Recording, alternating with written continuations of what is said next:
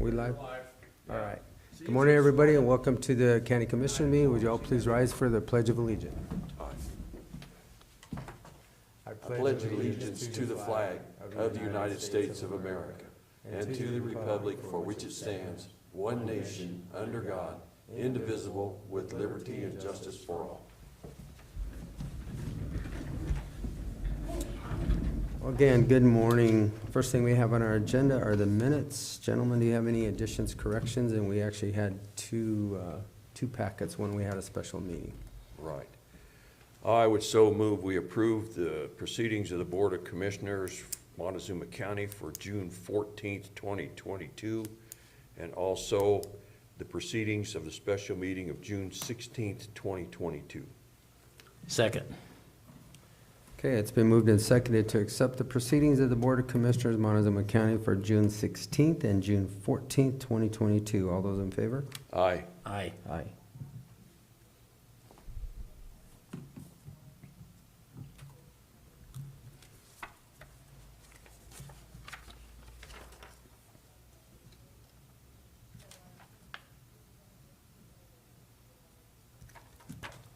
Okay, next we have our planning.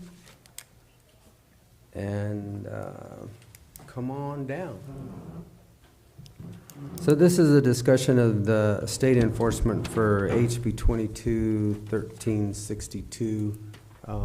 I did send you guys an email confirming our conversation that we had yesterday, so Right. I'll let you take it from there.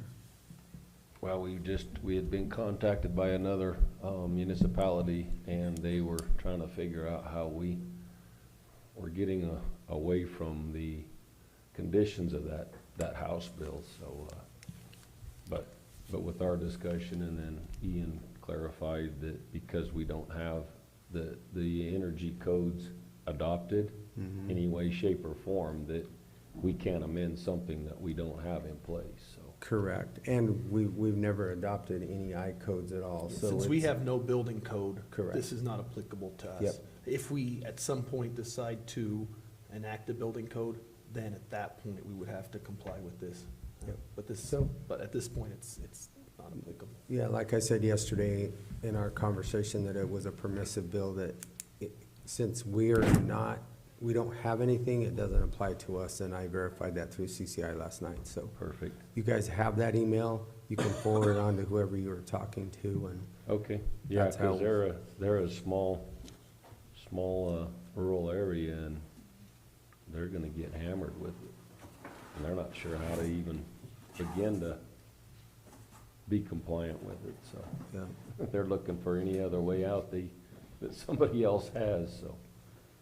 No, I just wanted to make sure we weren't getting into something that was gonna be way over our head for trying to get compliant with the counties. Yeah, something no, that's not- like I said, the conversations that we had at the state, it was one of those bills that Yeah, once I realized where we were at, that it just kind of, good. I remember the conversation, but it didn't apply to us at all. That's good news. Okay, Whenever the state enacts something like this, they never consider the economic impact of the smaller counties. Oh, no. It's a scary piece of legislation. At the county attorney's conference, we discussed this, and some of the smaller counties that have really loose building codes are gonna get hit hard by this. It got my attention, because it would hit us hard. Yeah. That would be rough. So that's good news. I appreciate that. NA, non-applicable for us. So, okay, Perfect. anything else? Not at the moment. Gosh, a quiet week for you guys. Yeah, not even paperwork to sign. All right, Okay. well, thank you very much. Thank you.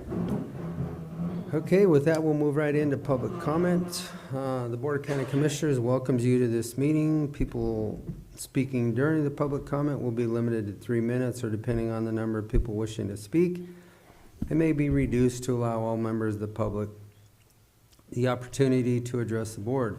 When addressing the board, please state your name and address for the record prior to providing your comments. Comments to individual supervisors or staff are not permitted, and participants may not yield their time. And with that, the public comment session is open.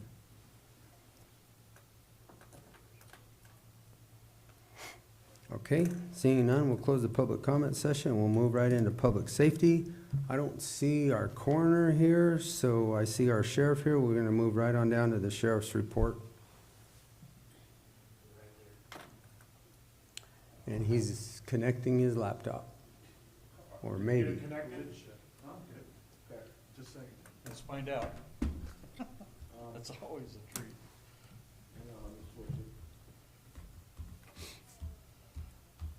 Yeah, the coroner's out on a death call this morning. Yeah, he's been busy again lately. What's that? He's been busy again lately. Oh, I know. Yeah, so.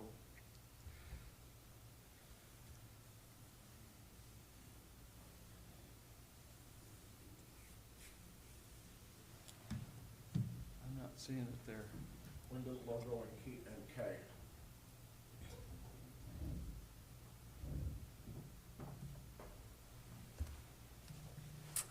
There it is. Popped up. Yeah, it wasn't there. Sorry. Oh, what do you mean? All right, cool. All right. I see it up there. Well, good morning. Morning. Yeah, we're good. For the month of May, we had a total of 1,452 calls for service. You can see exactly where we've been busy with so many different things. Water disputes have increased as was anticipated, unfortunately. A lot of those are being straightened out, so. I know that we have been doing a lot of traffic enforcement, 172 traffic contacts just in that month. Our thefts have increased 19 for the month. We had 13 suicide threats, 2 attempts. You'll also see in there where we had a report of a plane crash, and it didn't crash, it was on alert, so supposedly there was smoke in the fuselage and whatnot, and it was not what it was reported, so it was a good training exercise for everybody. I guess that's the way to put it. It went well, nobody was hurt, and plane landed safely at Cortez Airport. Our livestock calls are really starting to increase again, with 27 calls just in the month of May, with animals being not where they're supposed to be at large, and with them being on the roadway, we had 8. Our traffic crashes have also gone up because we're also having to cover some of these traffic crashes that occur on the county roads because of the limited number of state troopers that are available. So we're having to cover a lot more crashes than what was anticipated. So do they cover everything on the county roads? Yep, they have statewide jurisdiction. They just don't cover anything on public lands that is not a fatal or serious bodily injury. They're supposed to respond and cover if there's drugs or alcohol involved, but that they seem to turn that to us. There's only one at a time anymore, and they're having to cover all the way up to Gateway now. Out of this troops, it's crazy. One guy all the way to Gateway. Yeah, yeah. So now you can see why there's not very many around. So, but I do appreciate them being here because it definitely helps, so that we don't have to cover some of these things. When we have a crash that's on the highway, we contact them to find out how they want to handle that, whether they want to have it an online report done, if they want to respond, how long it'll be before they get there, so we can let people know. Or if it is something that they're not gonna be able to respond that needs to be covered, then we'll cover it. But it's getting to be a lot. Is, back when you were on a patrol, wasn't there 7 There were patrolmen? 7 here, yeah. Okay, Yeah, Now we're there were down to 7 here. Now there's 4, 4. yeah. So they're having a hard time like everybody else trying to recruit and hire. So, Recruit and retain. yeah, but so far, I'm doing better than they are, so that's okay. I'm good with that. So. Good. For the jail report, this is, what's up on the screen is our transport report. We had 7 transports in the month of May, and a total of 135 hours. Just this month, after this, we have really started to have an increase on transports. So, with just 2 transport deputies, it's tough. They're going and picking up and delivering and dropping off and picking up and bringing back, and it's busy. So, this is what our per diem cost was for the month of May for those 7 transports. It was $197.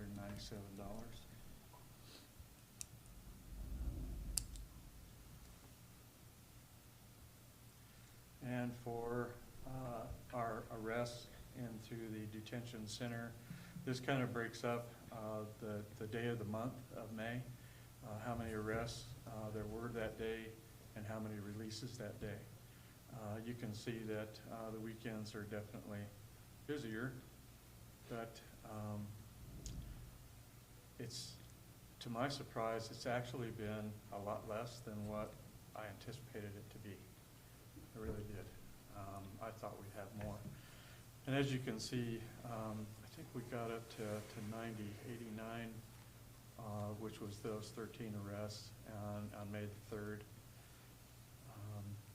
We're generally up in the 80s, so there's 94 on the 31st and 92 inmates at the detention center on the 29th.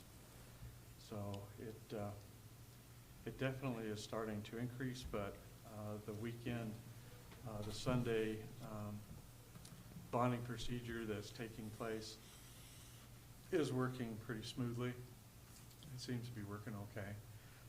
But these people are in and out of the detention center, which it makes it very busy for the detention deputies, but we're starting to see more sentences. So that's where our solid numbers are coming from, is more court sentences.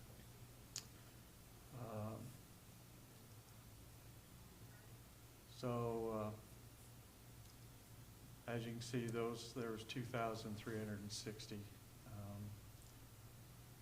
arrests in just the month of May. So the Department of Corrections, in fact, we only have 2 right now. They've really been stepping up to help get them out of here quicker. Longest that we've had there has been 16 days. So they have been billed at $75. That was in the month of May. I remember that fee goes up to $100. So this is what they've been billed. However, you know exactly what we're going to get as far as reimbursements, which will be less than that. Dolores County, we have 2 right now that currently today that are still incarcerated, but these are those that have been in and out. The longest were those top 2 for 31 and 29 days. Dolores County was billed at 85 inmate days, $6,375 at $75 a day. City of Cortez municipal charges, the longest that we've had in there was 17 days. Total of 34 days at $75 a day for those 34 inmates, $2,550. That's what they've been billed. And this is what our breakdown is for the jail operations for the month of May. So you can see that our costs so far have been either steady or a little bit reduced as far as the non-reimbursable state charges for prisoners.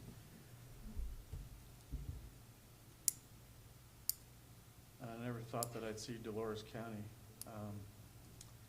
have more of a cost than the Department of Corrections, but it's happening. This is what our fees that were collected that went into the general fund at the Treasurer's office. We have a total of $28,744.54 were deposited.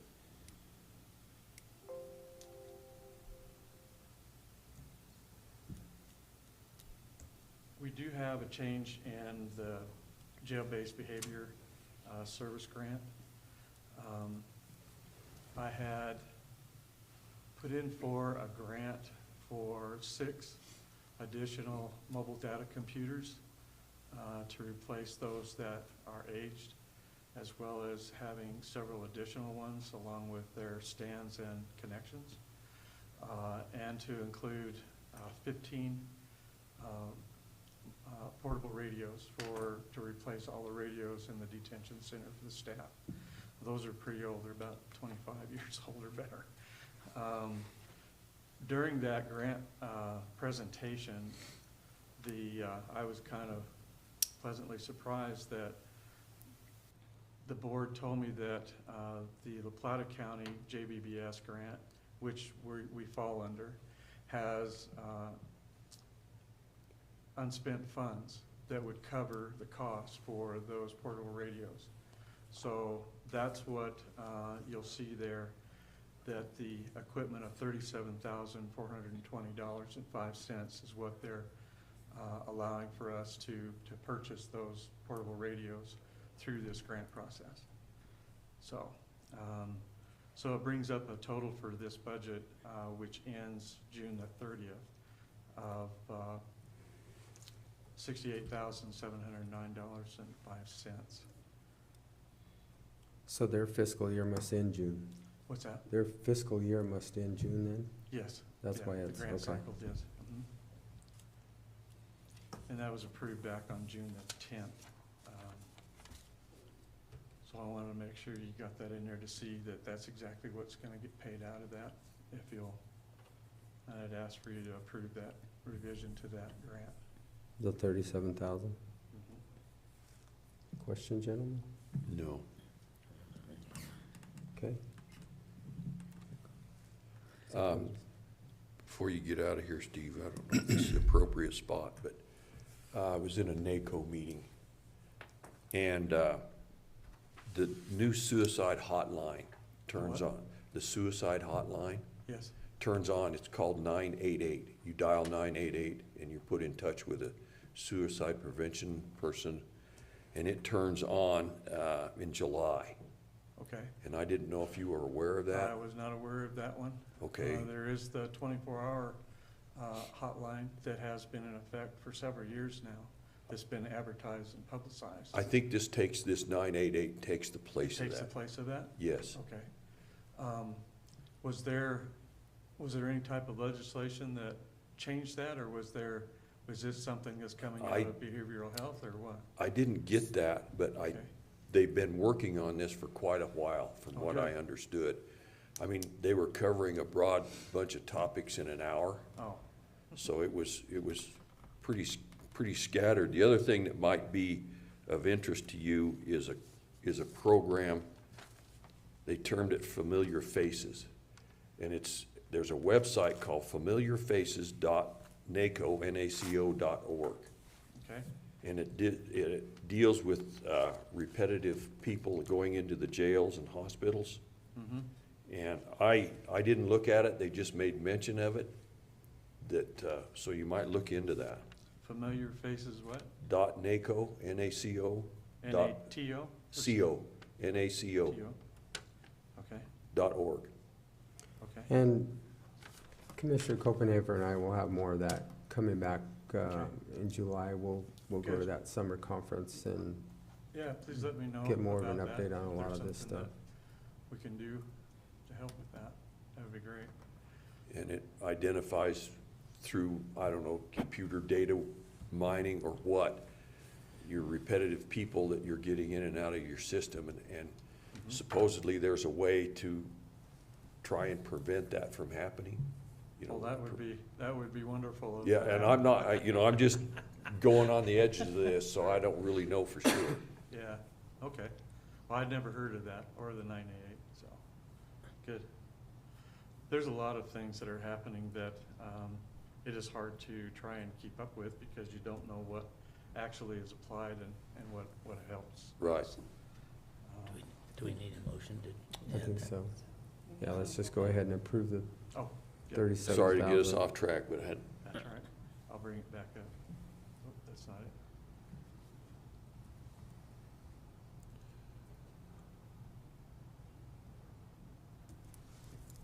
There it is. I move to approve the revised funding of $37,420.05 to the Jail-Based Behavior Service Grant 2021-2022 for the Montezuma County Sheriff's Office.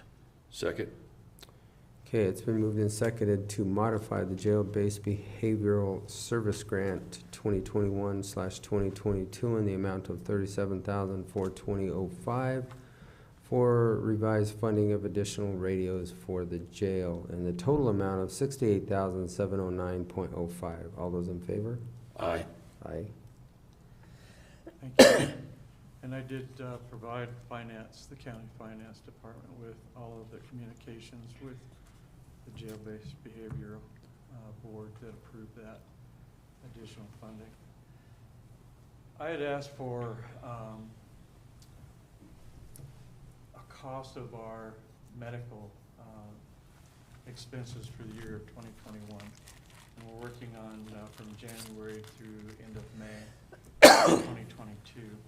And the reason being is because of the Senate Bill 22-1326, which is the fentanyl bill, that is going to be requiring the detention centers to provide many different medical and prescription type of medications to be administered and tested to those that are suffering from opioid addictions or fentanyl. Looking at that bill, you can see where there's supposed to be funding being provided to us to help with that. However, I have not seen that yet, and I don't know when that may kick in. But I needed to know what the costs are, because the medications and drugs that they want to have administered, we don't have the training or the liability that keeps us from doing this. And I only have one nurse. We have to have a physician as well. And so we have to look at, and I've avoided this for years, a detention center, or jail medical group that will cover all of that and take the liability away from us. So is that just a medical advisor like Yeah. we have for Yeah, our fire districts, our? yeah. We have that now under the JBBS grant with the mental health part of that, with the psychotherapists and whatnot, that does administer or prescribe these drugs that are administered. And the nurse and the staff are trained to be able to take care of that. But the problem is that now with some of these drugs that they want to have administered, like the methadone and whatnot, that's something that can cause an irreversible reaction with some people. And I avoided that because I don't want that liability. If they want that, it happens after they're released and not while they're in our care and custody. So you look at what the expenses are.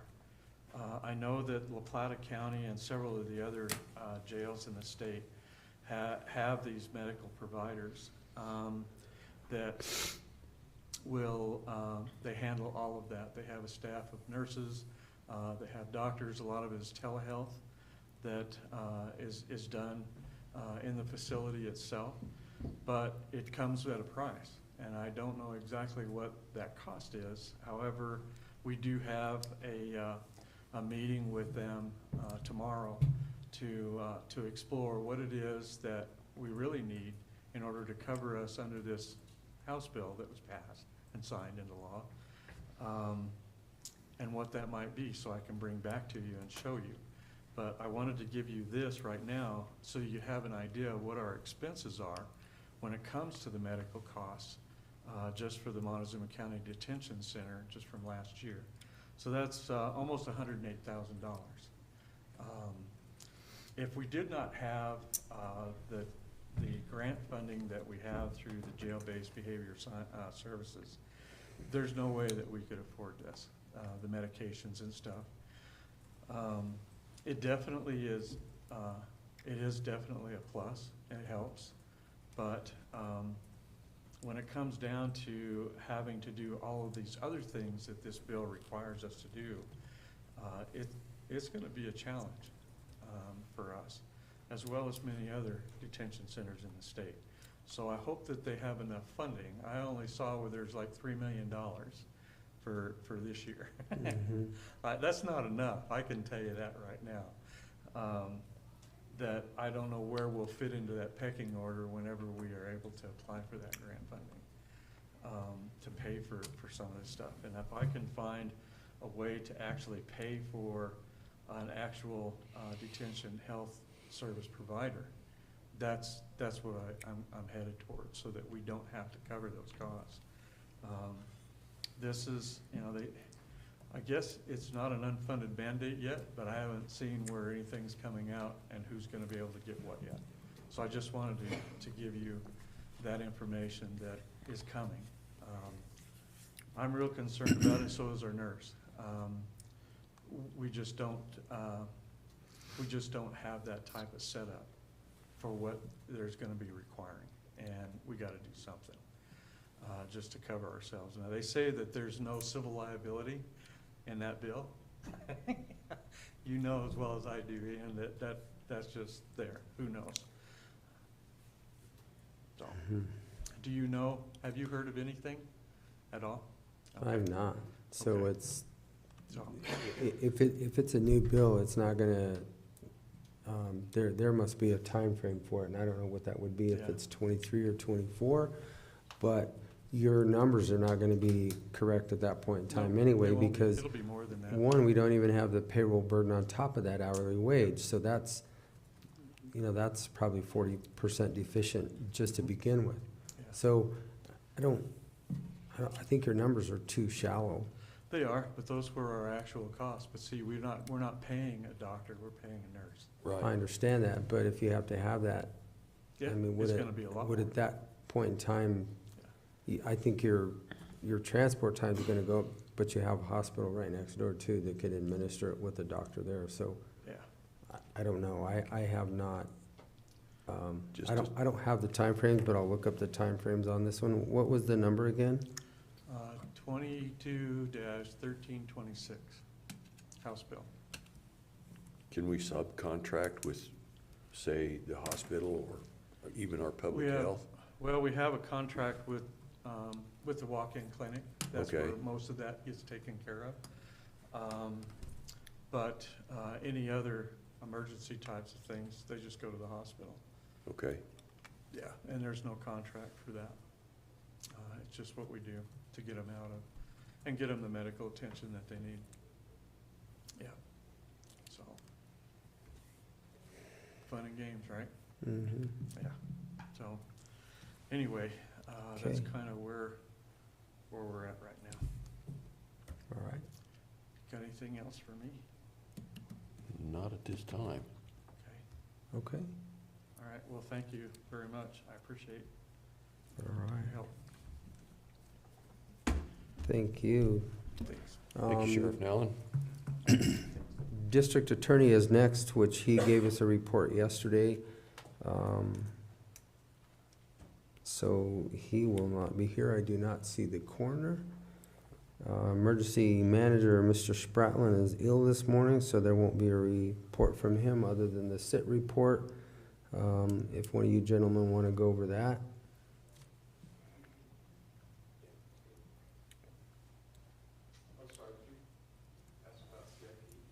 Yeah, our sit report, not CIP specifically yet, but if you want to talk about CIP, we'll come on up. Good morning. Good morning. You know, Jim Spratlin and Molly, I believe, were both supposed to be here. I think they're both out sick. Jessie was the third one. She is working with one of our community members right now. So, kind of came prepared to hit the CIP thing. All right. This is as of June 8th, actually. CIP had 41 calls for service. Now I believe they're up in the 70s. Right now we're running that team 10-hour shifts Monday through Friday.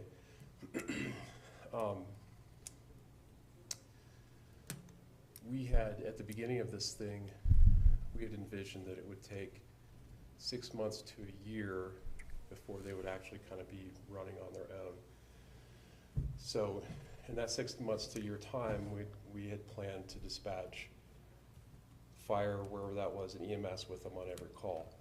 It actually took them about 2 weeks to get to the point where we didn't need to do that anymore. They built a really strong relationship with law enforcement. So now what typically happens is law enforcement will get on the scene, they'll call and ask for CIP, and CIP will show up, and within a few minutes, typically that officer is back in service, and CIP has taken control of it, which is huge. It's taken a lot of runs off of our plate and freed up a lot of law enforcement that typically there'll be 3 or 4 of them dealing with these things. We've developed in the off hours, overnight and on the weekends, Jessie has developed a referral program so that fire, EMS, or police can refer someone to them. It gets emailed to the team, and then do follow-ups and check on those people afterwards. A lot of what they do too is follow-ups. We have several people in the community that they've gone to multiple times for follow-up appointments and visits. They spend a lot of time, our behavioral health lady spends a lot of time speaking on the phone with patients, with their doctors. They've worked to make arrangements for anything from continued mental health, treatment, to finding them housing, to taking them to some of the food kitchens, making sure they have food. And so they're doing a lot of different things. We've had calls in the city, in the county, over in Mancos, to the schools. Now they're working on or looking at a program to work with the schools where they'll go actually speak to the kids and try and teach them tools for good behavioral health stuff. We had a junior fire starter incident last week where a child was lighting fires. Jessie is actually certified to take care of those situations, so she's working with the CIP and with this child's family to get that thing rectified. So that's really it. I don't have the actual, like I said, I don't have the actual numbers now. I know it's in the 70s, but they are super busy every day, and it's been really, really successful for us, I think. Good. What are their hours of operation? You said they're working 10-hour shifts 5 days a week, but what are they? They start at 10.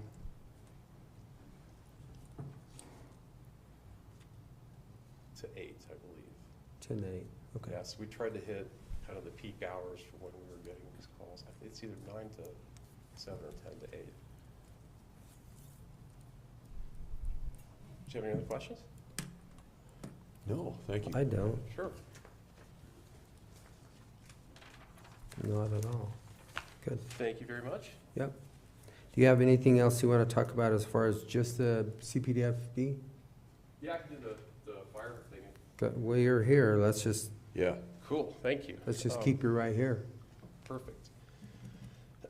So as far as the fire department, in May we had 293 calls.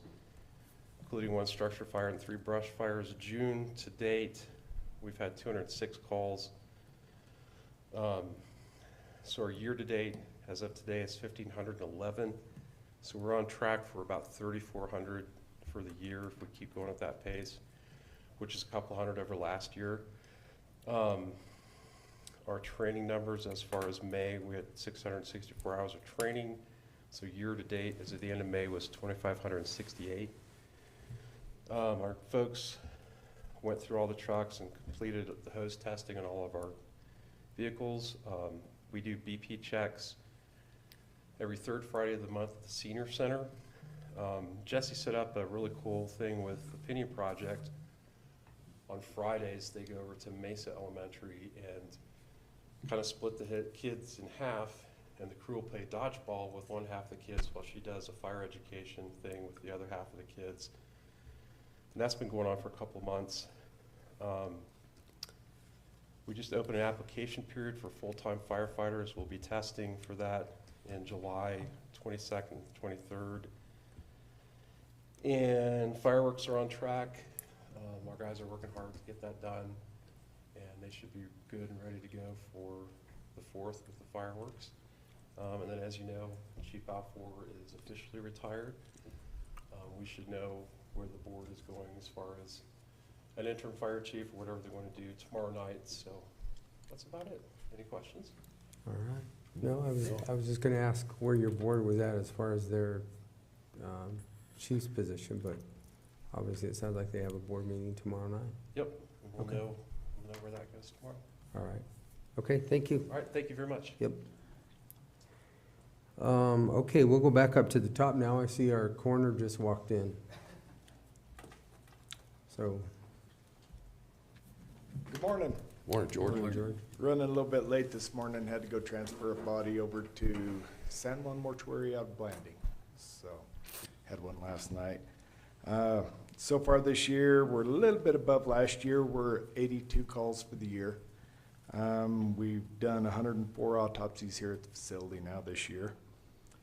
The deaths were 5 motor vehicle accidents, 6 overdoses, 5 of them, well, 4 of them for sure fentanyl, 5 of them, we're pretty sure the 5th one's gonna be fentanyl.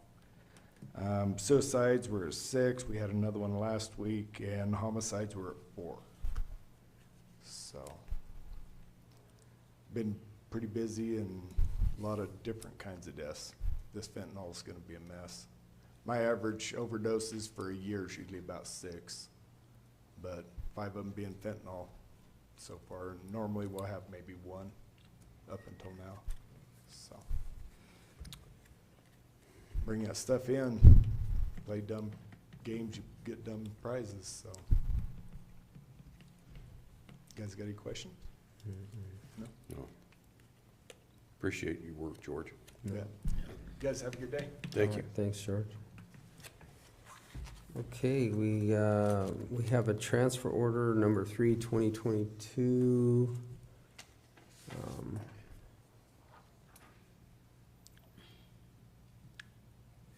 So, do we want to do this prior to that audit, or do we want to wait, or So does it matter? I didn't talk to Chris Majors directly, but my understanding was that he wanted this fleet fund erased. And so, this was the transfer order to do that. Okay. Again, Shaq was dealing with him on this. This wasn't something that I was really involved with, so I don't know the timing that they were looking at. But So I is this- assume, given that it's on the agenda and in the packet, that it was intended for today. Okay. All right, then any questions? This is basically, from the conversation, I think, like Ian just said, that it was eliminating that fleet fund in its entirety and doing away with that line item as far as the fleet fund, and then putting it back, which then we, as we've discussed, then we'll use that, those funds for that 23 road or F road or whatever it's called. So, any questions on this one? No. I don't have any, if we're not using this case. I move to approve order number 3-2022, transferring the remaining funds out of the Fleet Fund 072 of $156,835.88 to the Road and Bridge Fund. Second. Okay, it's been moved and seconded to transfer, accept transfer order number 3-2022. The transfer, the remaining fleet fund balance of $156,835.88 to the Road and Bridge Fund 002. All those in favor? Aye. Aye. Next thing we have is a modification to the Weed Department grant agreement with the Forest Service. Ian, you said you've had a chance to look this one over also? I did look at this. It deals with the treatment of some weeds in the McPhee area, it looked like. It's just a little bit of a modification to what we're using the funds for, so no issues here. Okay, any other questions for Ian? Okay, with that, Let's see here. scroll down just a little bit, Jed, please, right there, to the top. Other way. Right There there. we go. I move we accept the modification of grant from the U.S. Forest Service, and the agreement number is 21-PA-11021300-034. Second. Okay, it's been moved and seconded to accept the modification of a grant or agreement with the U.S. Forest Service, grant number 21-PA-11021300-034. Can you scroll down to the amount? 5,000, isn't it? I think it was 5,000. Yeah. In the amount of $5,000. All those in favor? Aye. Aye. Aye. Okay, we also have another senior services cook increase due to a grant that was received. And the grant was for the outreach program. And basically this is asking to move this cook from $13.26 to a $15 an hour increase, which is a more reasonable rate than the $13.26, so that we don't lose this person also. Is there anything else, Ian, that I missed on this grant? No, I don't think so. Okay. Questions, gentlemen? No, nothing. No, it's fine. Okay. I move we approve the senior services cook wage increase on the grant, and I don't have the number in front of me. Okay. Second. Okay, then it's been moved and seconded to increase the cook's rate from $13.26 to $15 an hour after receiving the outreach program grant of $47,500. All those in favor? Aye. Aye. Aye. Okay, unfinished business. You want to talk about the FERDA agreement? Ian, I read a couple emails that you had sent to us. Do we want to? I don't know if you guys want me to follow up. I mean, I kind of laid it out in the email that I sent to the commissioners. I'm happy to discuss it here if you'd like. I think that there are, some advantages to a FERDA easement. I do think that it's problematic because ultimately, what it's doing is it's transferring maintenance costs to the county for something it doesn't own, and the Forest Service still maintains Right. degrees of control over that road. And so, I think I kind of laid it out in the email. I think that there are some problems with it, and it would probably be something that I would ultimately advise that we avoid. Again, the advantage of it would be that there could be certain funding sources available that would allow the county to fix that road. My recommendation would be that if you guys are even gonna consider it, that you consider it doing it after the Forest Service restores the road to a good condition. I mean, you don't want to take on a huge problem. Well, it's a lot of additional road miles that takes a big funding source to fix, and CDOT has not gotten back to me yet. Julie Constant said that she would get back to me. I haven't gotten anything back from her as far as funding sources, so Well, I think I kind of feel like you, Ian, I don't want to take on another mouth to feed that we can't possibly afford. Well, and I think one of the problems is you're still gonna be subject to certain federal requirements within that roadway. I mean, you're Mhm. not gonna be able to treat the weeds the way that we maybe wanna treat the weeds. The Forest Service is still gonna have say in the traffic plans that go over that road. You know, you're basically taking on a huge maintenance responsibility without getting the benefits of ownership of a road. Right. I would recommend we lay this on the table till it further benefits Montezuma County. Okay, sounds good. Well, then we can put this one to rest. Anything else under unfinished business that I can't remember? No, Kim? Not that I can remember. Okay. All right, well then, at this point in time, our attorney has asked for an executive session for legal advice pertaining to the bike trail easement. I so move we go into executive session for a conference with the attorney for the purpose of receiving legal advice on specific legal questions under CRS section 24-6-402, parentheses, 4, parentheses, B. Second.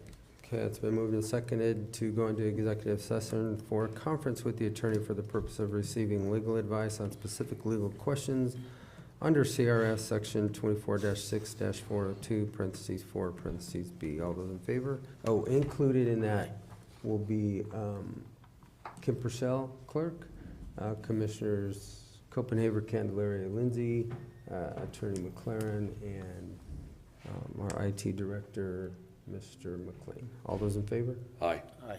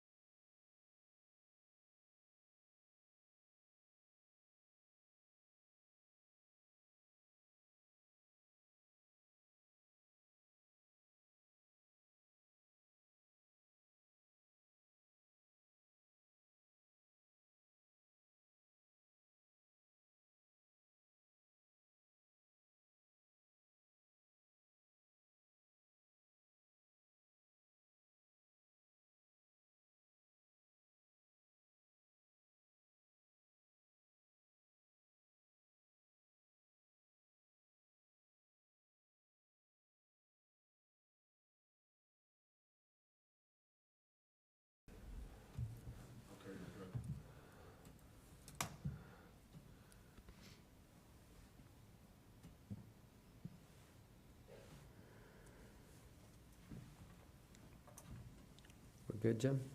Yeah, we're back. Okay.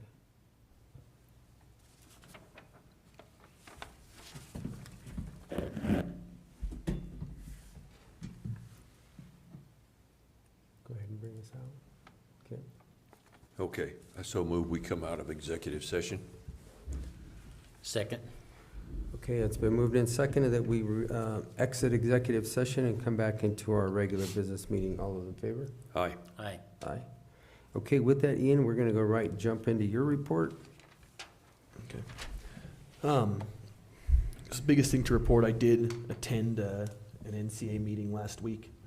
We discussed some of the language in the NCA. We're still working through a little bit of that. What we learned during that session with the work group is that Senator Bennett is gonna try to introduce the NCA legislation sometime in mid-July. And so, on track with that, there's still some minor details that need to be worked out. We did talk about those a little bit in our workshop yesterday, but we'll continue to move forward. We do have a meeting later this week with that work group. I did go to court on Friday for the Charles Fish contempt. And that hearing did get pushed out because we weren't able to get Charles Fish served. So we're gonna go back to the drawing board and try to track him down and try to get him those documents. And so what happened with that was the court set it very close. You have to get somebody served 20 days in advance of the contempt hearing. And the court set the hearing, they issued an order and set the hearing like 24 days or 25 days, something like that, from when they set the order. So we had a very narrow time that we were able to get him served and still comply with the rules. I had hoped that maybe he would just show up to court. That did not happen. So we kicked that off. But we'll continue to work on that. We've got plenty of time now. So we'll get him served and get that moving forward.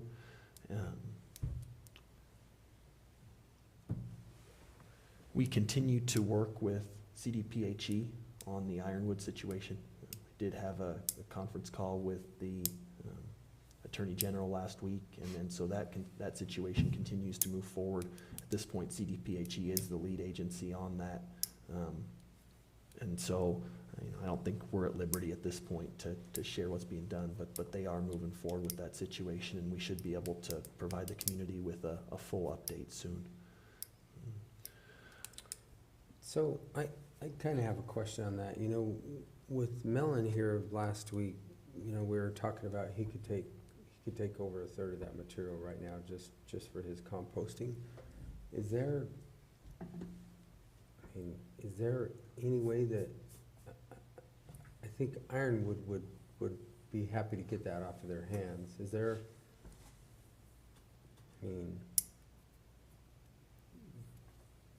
any further discussion as far as what can we do as a county to? I'm not sure, assisting them, but. What I would we advise just let the I would pressure- advise at this point is, CDPHE is moving forward with this, and I think that we're gonna hear something from them in very short order. I would advise that we wait to hear from them. Okay. And then after that, if the Develop. county wants to work with Ironwood in some capacity to provide some assistance, that certainly would be within your guys' purview. But at this point, I'm not necessarily saying to provide them assistance, I'm saying to provide a benefit to our community, and it's not gonna be, I guess, because what we're gonna be able to do with soil health, if we're able to create enough compost, because Mel said he doesn't have enough carbon stock right now. it certainly is a resource, and I think it would be beneficial to the community if you were able to somehow utilize that. But again, CDPHE is kind of heading this up. The Attorney General's office is involved, and we should hear from them in short order. Okay. And that concludes my report. All right, I don't see James Dietrich around, so I think he filled us in last week. Shaq is not here, and I think we've done everything as far as the work orders, or not work orders, but transfer orders and modifications of the grants. Kim, did I miss anything? I don't think so. Okay, so Commissioner's report. I'll go to my left. This last week, I attended the NCA meeting with Ian and had some discussions about that, and we're working through some of the issues there. We still got a couple of little things that we think that we need to get resolved, and we're working on that. I also attended the benefit out at the Pleasant View Fire Department for the Rohr family, and this last week, and they had a very excellent turnout of people out there. There was a lot of community support, and talked to quite a few constituents out there, and it was a very good evening presentation, and a lot of support came out for that family, so community did very well. Good. That's about it. Okay. Yeah, was able to jump in on a NACO meeting, National Association of Counties, and picked up on the national 988 phone numbers. And evidently it's going to take the place of the National Suicide Hotline, and it's going to go active in July. And two gentlemen to my left here will be attending that NACO conference, and they can bring back more information, I hope. It was an hour-long meeting with a lot of subjects covered in a short time.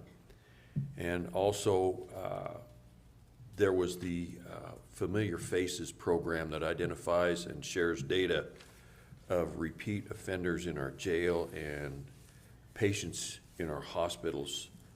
So maybe with the CIP program, our sheriff, we can identify some of these folks and get alternative care for them, and maybe move some of these people out of our jails that are taking up a lot of our space and a lot of our money that's going into the jails. Also in that meeting, there was they were talking about the bridge investment program, and bridge projects are available for grants and also planning grants, but the bridges have to be on the National Bridge Inventory, and the floor for this is $2.5 million for these projects, but you can bundle these projects and create your $2.5 million floor. So I'll get with Rob and let him know what they're looking at. And that was about it. There was some politicking going on the inside there's 3 people up for vice president, second vice president for NACO. So you guys get to deal with that. We get to vote. We get to deal with that. And we've been getting that information I'm sure coming all the time. And also, this last week, we were able to meet with a board-to-board, and Jim Key can talk about the workshop meeting, but council did meet, and they went over some stuff in their meeting, did a lot of housekeeping with their consent agenda, and then they did some resolutions. And one that came up was there's leasing some ground to Classic Air Medical down at the airport to create another hangar down there. So things are picking up back down at the airport again. So hopefully we can get things worked out, get our road fixed down there, and we can get Denver Air in here with their jet service and make a little bit of tourism that way. They did also some resolutions for landowners. They gave permit, of course, to the fire department for the 4th of July celebration, also the Pinto Bean Golf Tournament, and approved a resolution to add Juneteenth, which is the 19th of June, as an observed holiday for City of Cortez employees. And that's about the size of it. All right, very good. My report, obviously we all attended Tuesday night, like Kent just mentioned, the workshop with the City of Cortez, conversation as a board-to-board. Felt like it went very well. It was very productive, and we'll probably continue those more than just on a biannual basis. We'll probably do it bi-monthly. A lot of things going on that we do work with the municipalities on. Some of those discussion were the airport, as mentioned, and how do we get that road fixed and squared away, which we commissioners are working on that with our funding through different sources. So very productive. Thursday, I was at the party in the park here in town where Commissioner Copenhaver covered the area out in Pleasant View. Pretty big event. I think that park's gonna outgrow that area real quick. But it's packed. It's a nice summer night out and, good time to listen to music and visit with a lot of people. Happy Father's Day to you, gentlemen. We did have a Father's Day this Sunday, and everybody else in the room and every other father out there. I took the weekend and went and visited my daughter in Albuquerque, so very enjoyable. Yesterday we did have our workshop. One of the biggest issues that our district attorney is facing right now, it's not necessarily salaries, but it's lack of workforce housing. So we did give him some information and asked him to reach out to Nicole, our grant writer, as far as the IHOP grant, and send him to the Housing Authority of Montezuma County to see if there's any way that he can get assistance for new attorneys for hiring, to bring in a workforce. And again, you know, his issues are workforce housing. Discussed a little bit of the NCA, as Ian alluded to earlier. And then we also had a conversation as a pass-through, if a GOCO grant is achieved by the Lewis Areola Community Center, that also is going to be taken care of by our grant writer right now, and seeing if there's a way that we can help them out. And that will conclude my report. So, anything else, gentlemen? Just a quick question for Kim, and we talked to this earlier. Primary ballots due next Tuesday? Due next Tuesday by 7 o'clock. All of the ballot drop boxes are open for them to drop them off. And so far, we have just under 3,000 ballots returned. Okay. All If you right. have your ballot, make sure you get it turned in and make sure you vote. It is part of a responsibility. Exercise your right. Yeah. Okay. Motion to adjourn. Second. Been moved and seconded to adjourn this June 21st, 2022 meeting. All those in favor? Aye. Aye.